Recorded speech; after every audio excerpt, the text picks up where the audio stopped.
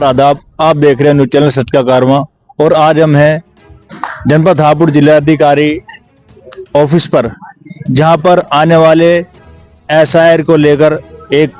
Press वार्ता की गई और आगे की जानकारी हम लेंगे हापुड़ जिलाधिकारी से। आप देख रहे हैं न्यूज़ चैनल सच का कारवां मेरे कैमरा सहयोगी के साथ। देखिए, जैसा कि आप अवगत हैं, वर्तमान में जनपद में इलेक्शन कमीशन के निर्देशानुसार स्पेशल इंटेंसिव रिवीजन अभियान जो है वो गतिमान है और 4 नवंबर से लेकर 4 दिसंबर के मध्य हमारे बीएलओज द्वारा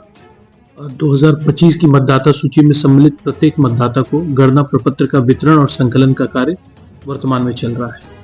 इस पूरी प्रक्रिया में पॉलिटिकल पार्टीज एक बहुत इंपॉर्टेंट स्टेक होल्डर है। आज पॉलिटिकल पार्टीज के साथ बैठकों के क्रम में एक बैठक की गई और आज की बैठक का मुख्य उद्देश्य ये था कि हमारे जो मतदेय स्थल हैं उनके विषय में पॉलिटिकल पार्टीज की कोई आपत्ति सुझाव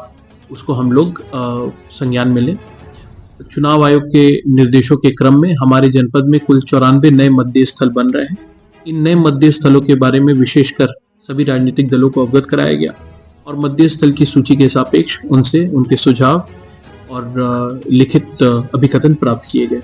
इसके अलावा एसआईआर की प्रक्रिया के विषय में राजनीतिक दलों के माध्यम से आमजन के बीच में प्रचार प्रसार हो, किसी प्रकार की दुविधा ना हो, इसलिए एसआईआर प्रक्रिया के बारे में भी विस्तार में चर्चा की गई।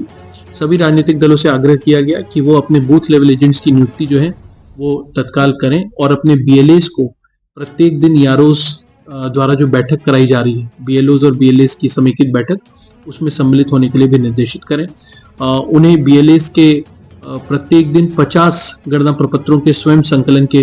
अधिकार के विषय में भी अवगत कराया गया और इसके साथ ही साथ जनपद स्तरीय एक कैलेंडर भी जारी किया गया है जिसमें सभी राजनीतिक दलों को ये अवगत कराया गया कि कैसे प्रत्येक हफ्ते एक बैठक राजनीतिक दल के साथ की जाएगी, जिससे कि न केवल अभी 4 तारीख तक संकलन प्रक्रिया के ऊपर हम लोग चर्चा और विमर्श करेंगे, बल्कि उसके बाद भी जब क्लेम्स और नोटिस का पीरियड शुरू हो जाएगा तो जिन व्यक्तियों को नोटिस दी जा रही है उनकी सूची साप्ताहिक तौर पर राजनीतिक दलों के साथ साझा की जा रही कि नहीं, इसकी भी निगरानी जिला स्तर से रखी जाएगी। देखिए, हमें लगभग 3 से 4 सुझाव जो है राजनीतिक दलों की तरफ से मतदेय स्थलों के विषय में मिले हैं। उन सुझावों के ऊपर मंथन करके उनके भौतिक स्थिति का सत्यापन करके इन आपत्तियों का समेकित निस्तारण किया जाएगा। देखिए, हमारे 3 विधानसभाओं में लगभग 23 बीएलओज ऐसे हैं जिनके द्वारा कार्य में शिथिलता बरती गई थी। इन बीएलओज को चिन्हित करके इनके खिलाफ कार्रवाई करने के लिए बीएसए को निर्देशित किया गया है, जिसके क्रम में बीएलए द्वारा इन 23 बीएलओज का वेतन तत्काल प्रभाव से रोका गया है। साथ ही साथ इन बीएलओज के खिलाफ रिप्रेजेंटेशन ऑफ पीपल एक्ट की सुसंगत धाराओं के अंतर्गत वैधानिक कार्रवाई पर भी विचार किया गया है।